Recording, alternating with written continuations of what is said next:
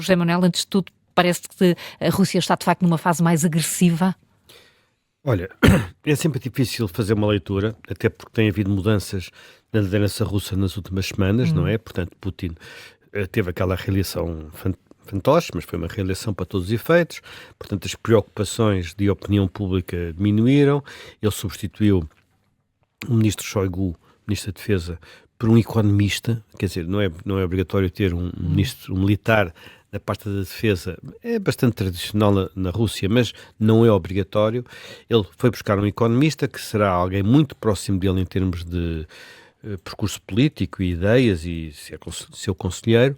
Mas aquilo que me parece mais relevante das últimas semanas são um conjunto de factos e um conjunto digamos, sinais. Bem, o facto mais relevante é, sem dúvida, a abertura de uma nova frente. Durante praticamente os últimos 2 anos, desde o verão de 2022, que se combatia basicamente na frente portanto, que é o Donbás, e depois Zaporizhia e Kherson. Foi aí que se travaram os combates do verão de 22. Houve a reconquista do que estava ocupado do Oblast de Kharkiv, e a partir daí tudo ficou na região sul, com os avanços curtos de lado a lado. Enfim, a contraofensiva ucraniana avança há pouco, a contraofensiva russa deste inverno e desde que está a decorrer também a não conseguir grandes avanços, mas sobretudo nessa linha da frente. Agora há uma abertura de uma nova frente perto de Kharkiv. Kharkiv é a segunda cidade ucraniana. Já foi capital, portanto, precisamente penso que foi a primeira capital da Ucrânia soviética, portanto, numa altura em que havia ali algumas tensões e dúvidas relativamente a Kiev. E é uma cidade muito importante. Durante a Segunda Guerra Mundial houve 4 batalhas de Kharkiv, pelo menos assim designadas como tal.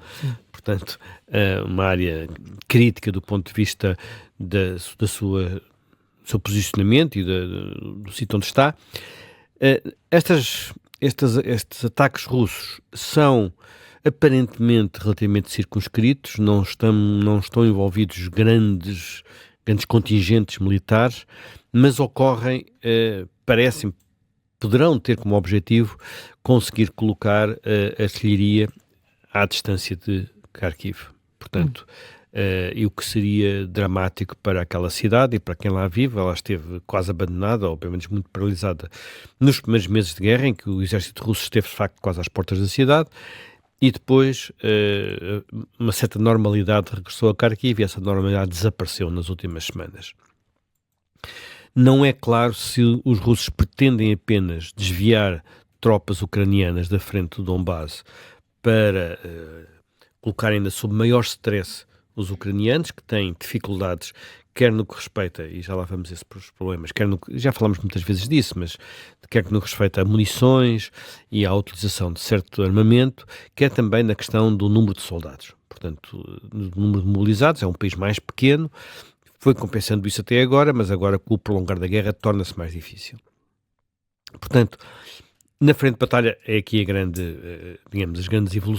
diferença, a grande evolução. Agora, isto levanta um problema novo, que é, até agora, o armamento que o Ocidente tem fornecido à Ucrânia tem podido ser usado de forma, não direi totalmente eficaz, mas relativamente eficaz, porque a retaguarda da frente de batalha fica em território que pertence à Ucrânia.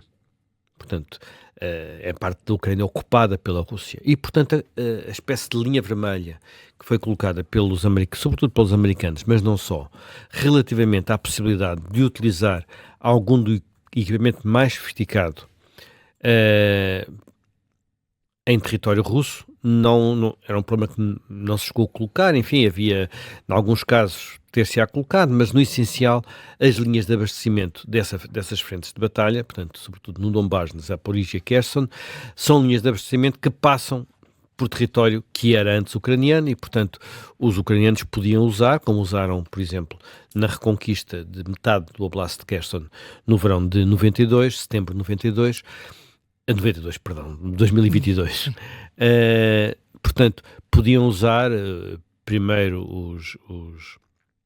os HIMARS e agora os ATACMS, quer dizer, os ATACMS não tinham na altura, podiam usar isso para, designadamente, destruir aquela ponte de acesso a Kherson, que foi muito, ou inutilizá-la, foi muito importante nessa contraofensiva. Ora bem, agora a retaguarda daquela frente em Kharkiv é a Rússia. Portanto, aquilo não há retaguarda ali, não há linhas de abastecimento, aquilo é estamos a falar de penetração em território ucraniano, 1 km, 2 km, 5 km, portanto, a retaguarda é a Rússia. Portanto, para poder combater de forma minimamente eficaz, é necessário poder atirar, portanto, bombardear, atingir alvos que estão na Rússia. Na Rússia. E, portanto, isso muda alguma coisa? Isso muda alguma coisa? Pode estar a mudar, porque começou uma discussão, é uma notícia do New York Times de ontem, começou uma discussão na Casa Branca e no Pentágono sobre o levantar da linha vermelha. Aqui um dos elementos mais críticos são os ATACMS. Os ATACMS são, portanto, mísseis com mais alcance, disparados pelo mesmo tipo de veículo militar, aqueles caminhões com os tubos atrás, disparados da mesma forma, mas com um alcance muito superior. Em vez de ter um alcance de 50 ou 60 km, é um alcance que pode chegar a 160 ou 200 km. Portanto, é completamente diferente e, porventura, haverá a possibilidade de esse tipo de mísseis, que são bastante eficazes, são bastante mais sofisticados do que tiros de artilharia normais, porque têm muita precisão, poderem ser utilizados. Portanto, essa é uma primeira questão. E, ao mesmo tempo que isto está a acontecer, portanto, a possibilidade de existir esta evolução, repara que não é só isto, a questão dos Estados Unidos é mais relevante, mas se os ingleses, por exemplo, já deram autorização para o seu armamento ser usado, há problemas parecidos com a Alemanha, por exemplo, também. Portanto, há aqui diferenças de posição entre os vários aliados e vamos ver se neste caso concreto, porque aquilo é uma urgência, se pode haver aqui uma mudança de políticas. Agora, isto sucede numa altura em que a Rússia dá outros sinais. Por exemplo, estas mudanças na estrutura militar. Há vários, além do Shoigu, não é, que foi demitido, nos últimos dias foram presos vários generais, alguns, pelo menos um deles, estava envolvido nos combates na frente da guerra da Ucrânia.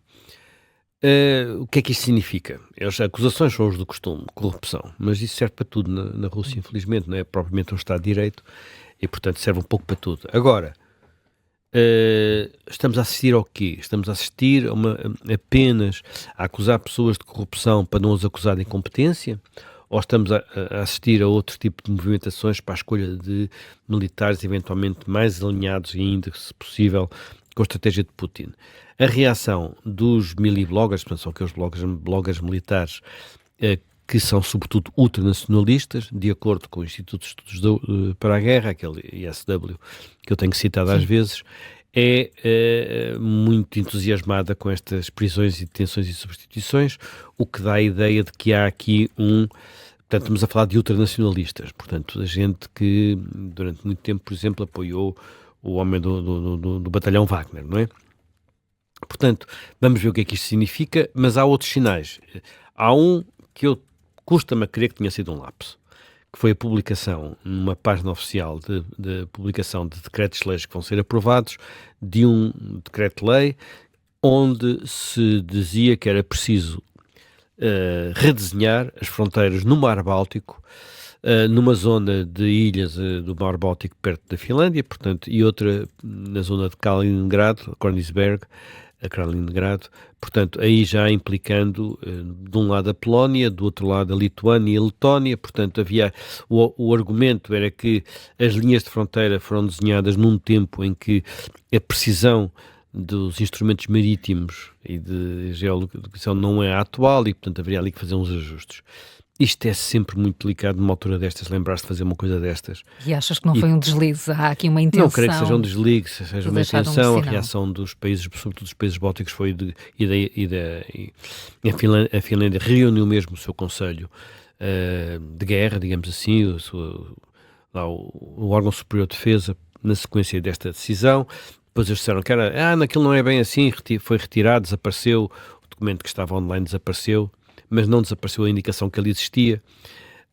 Portanto, é um sinal, sendo que houve outro sinal, desta vez de eventual choque com a Estónia, por causa de uma... E aí já havia um acordo, pelo menos relativamente a canais de navegação do Narva. O Narva é um rio que deságua ali naquela zona entre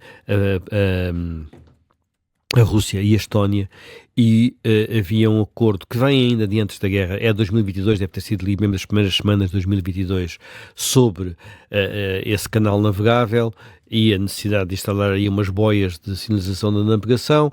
A Estónia começou a instalá-las e de repente os guardas de fronteira russos foram lá buscá-las. Parece que já as devolveram. Pronto. É novamente um ato de provocação, quase, sim, coisas pequeninas, mas estas coisas moem, não é? Podem não doer, mas moem.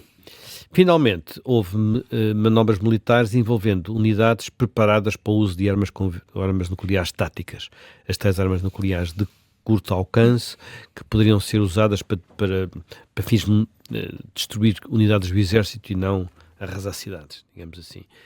Isto é um tema que se falou muito aqui há 2 anos, no início da guerra, depois deixou-se falar das armas nucleares táticas e agora volta a falar-se por causa desses exercícios que foram na Rússia, não muito longe da fronteira com a Ucrânia, naquela zona, e que é mais uma vez uma daquelas coisas, o que é que isto quer dizer, qual é o sinal vem daqui, o que é que isto significa. Portanto, há muitos sinais de que não haverá, sobretudo depois da eleição, nenhuma intenção por parte da Rússia de aliviar a pressão, de mudar de políticas, de achar que há um caminho qualquer para uma solução que não seja nós vencemos, ponto final, parágrafo.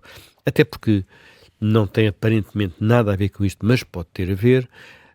Houve também nas últimas semanas a aprovação pelo Parlamento da Geórgia de uma lei anti-europeia, portanto, que gerou de resto grandes manifestações, mas que no fim do dia acabou mesmo por ser aprovada.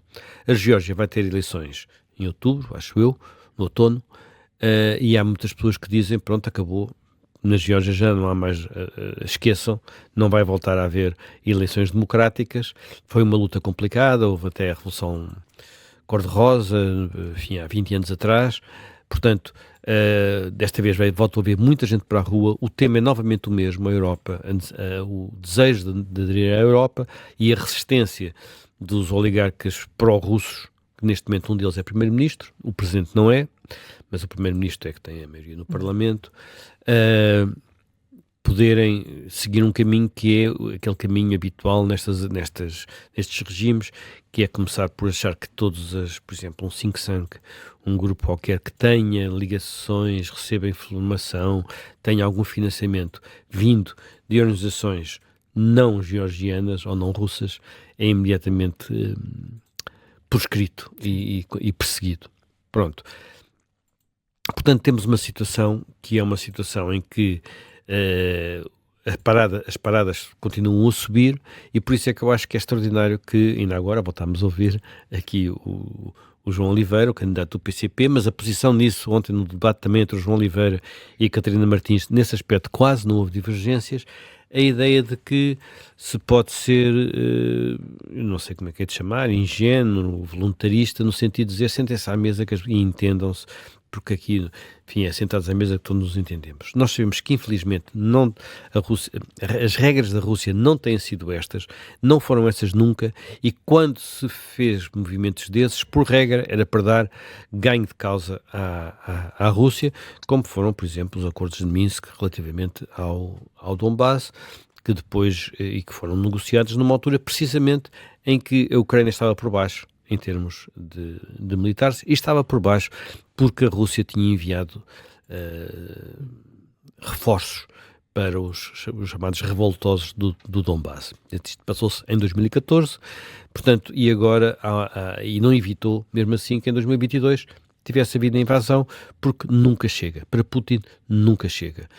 Porque a lógica de Putin, eu já falei disso várias vezes, é a lógica do império. E a lógica imperial e, designadamente, a lógica dos czares era que um czar só era czar a sério se aumentasse o território da Rússia. É uma coisa que vem do tempo dos Romanov, e ele não sendo um Romanov propriamente dito, não é mais um homem do KGB, há muitos aspectos aqui que ele se inspira. E eu, desse ponto de vista, e vou acabar, estou sempre a recordar-me daquilo que penso que foi o ministro dos Negócios Estrangeiros russo, que uma vez quando lhe perguntaram o que é que ia na cabeça de Putin, ele disse: ninguém sabe, talvez saibam o Peru Grande ou a Catarina Grande. Lavrov disse isso, foi Lavrov disse isso.